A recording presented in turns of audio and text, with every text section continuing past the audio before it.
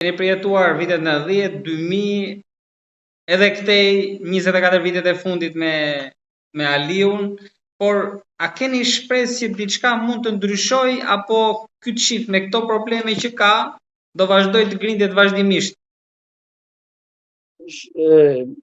Shiqo, ne që në start të them një realitet shumë të hidhur që është, shqiptarët në Maqedoni duhet të jenë vetëm bashkë për të qenë të fortë përpara partisë politike.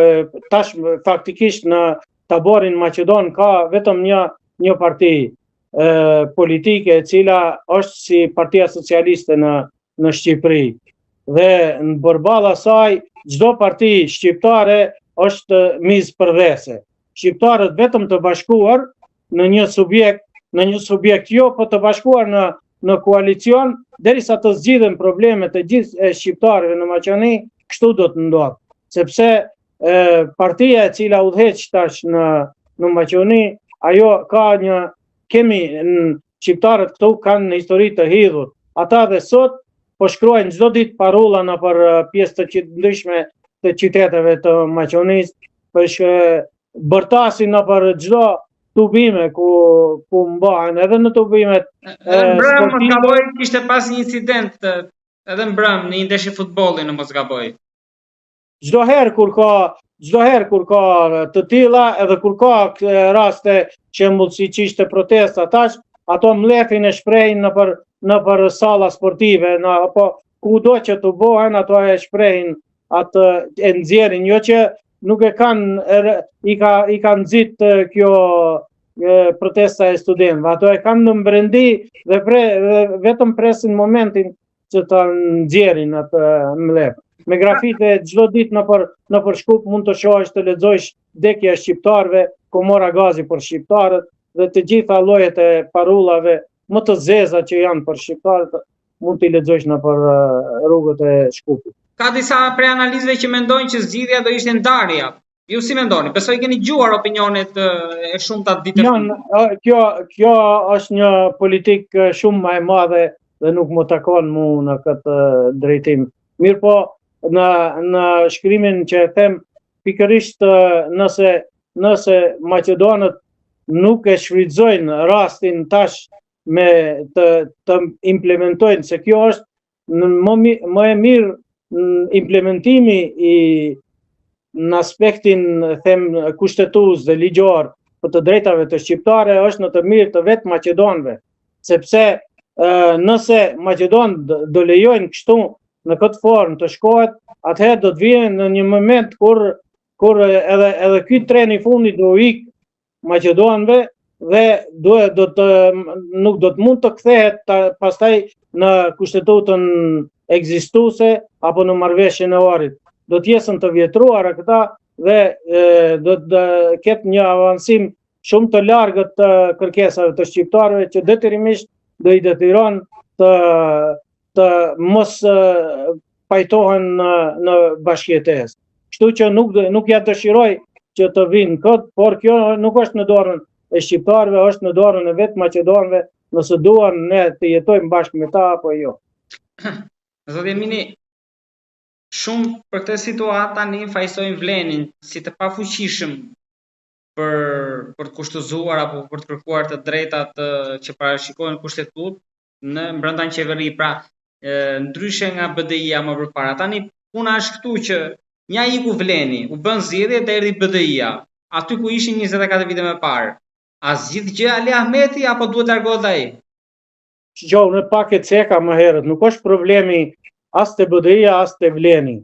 Po na e fajsojmë një tjetrin se s'kemi mundësi, derisa nuk jemi bashkë, ne jemi të fortë vetëm kur jemi bashkë. Në pa shqiptar qeveri nuk mund të formohet. Mirë po, këtu gjithmonë ka qenë të hi unë i pari se hija i diti. Dhe kësi raste gjithmonë shoh një garë për të hyrë në qeverim, duket Kjo është ajo. Tash nëse Vleni nuk bën asgjë, e vërtet është se hini me pompozitet, mirë po nuk bën asgjë. Edhe sikur të ikë Vleni të vjen BDI-a, ne këngën e BDI-s kemi pa 20 vjet. Fundja 20 me gjiti është BDI nuk është 20 vjet ka qenë edhe Izet Mexhiti në BDI. Nuk bëri asgjë, as nuk pres të bëje me VMRO-n asgjë.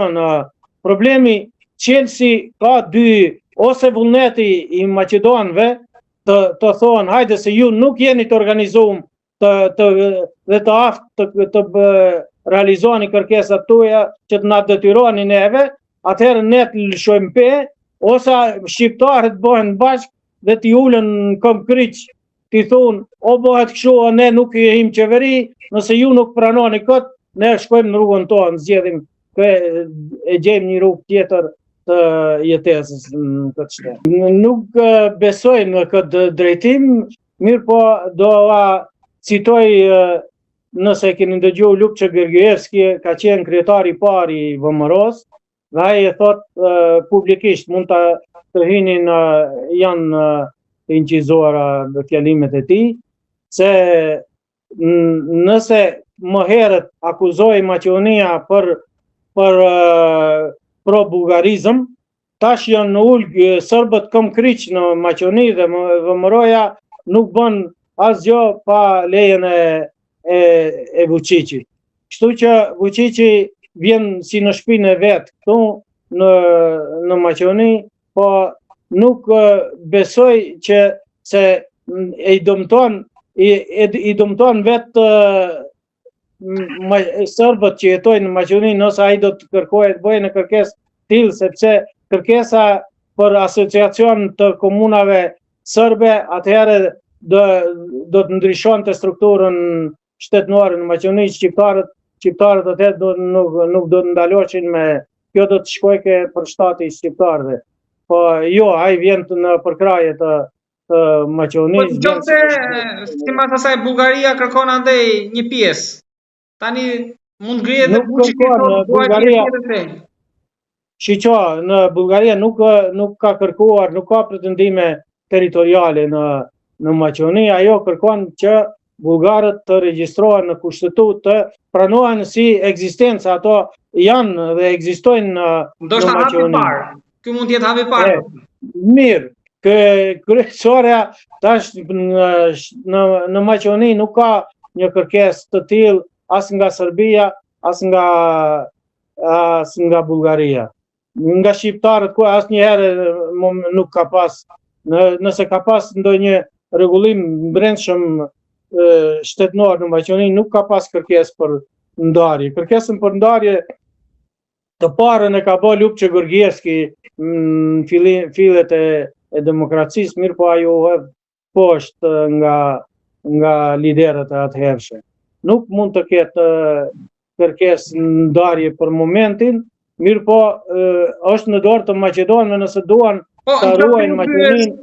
Nëse do ishte pranuar ajo atëherë Lupçe Gergievskit, mund të ishte situata ndryshe tani? Po jo, se nuk ishte në aspektin territorial, ai si e ndante Maqedoninë më shumë se gjysa e shqiptarëve mbetshin në Maqedoni. Nuk ishte dhe ndarje në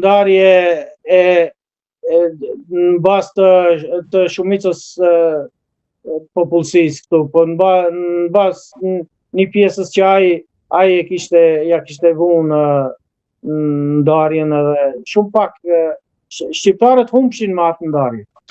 Do ta mbyllim me atë që po përgatitet për censusin e 2030-s, që ndoshta mund të rezultojë ashtu si në Preshev me pasivizimin e adresave.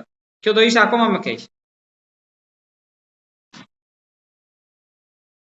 Më falni se nuk e kuptova esencën e pyetjes. Në mos gaboj, po përgatitet censusi, regjistrimi i popullsisë për 2030 në Maqedoninë e Veriut. Po.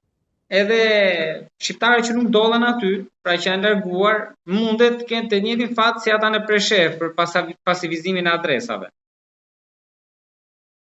U bën një tendencë edhe në regjistrimin paraprak, por nuk ja dolën, kështu që kjo nuk mund t'ja dalin edhe tash edhe më fare më hiç për shkak se ka ndryshuar edhe struktura ligjore dhe struktura kushtetuese, nuk kanë shans të bëjnë ndryshime të tilla demografike. Zoti Emini, unë të falenderoj për bisedën edhe për çështjet që trajtuam. Shpresoj që të flasim sërish në të ardhmen. Për mua ishte kënaqësi që dëgjova mendimet tuaja, sigurisht edhe publiku jon. Në emër të atyre unë të falenderoj. Kënaqësia ishte edhe imja dhe përshëndes të gjithë shikuesit.